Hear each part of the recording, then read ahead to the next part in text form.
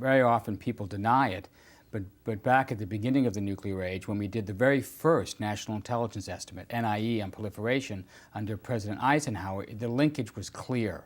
There were states we were worried about who wanted to acquire nuclear weapons, and these weren't rogue states. These were our allies, or neutral parties like Sweden, or Australia, West Germany, Japan.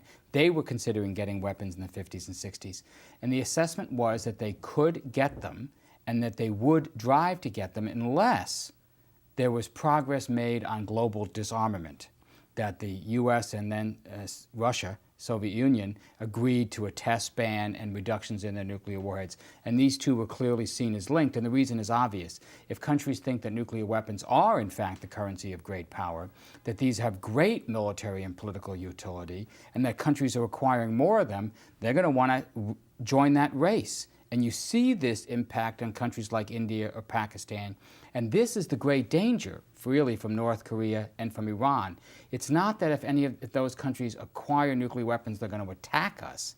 It's what happens in the region.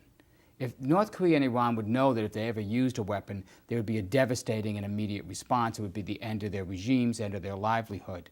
The issue is what happens to their rivals in the region. What does Saudi Arabia do? Iran's rival. I think it's going to try and match that nuclear capability. Egypt and Turkey used to have nuclear programs in the 60s. They would rev them up. And you'd have this reaction chain that would spread out from the region and around the world. That's the linkage. That's the danger you have to have, and it applies to us too. Now, you're right. We used to have many more nuclear weapons. Our stockpile has been cut in half in the last 15 years. In fact, globally, there are only 27,000 nuclear weapons in the world. There used to be over 60,000 just 15 years ago. We have about 10,000 of our own. Russia has about 16,000. And we're drawing our stockpile down. We're going to end up around 6,000 or so by the end of this decade. To us, that looks like a great reduction. The problem is, it's 6,000 nuclear weapons. And to a country that has none, that's a lot of weapons.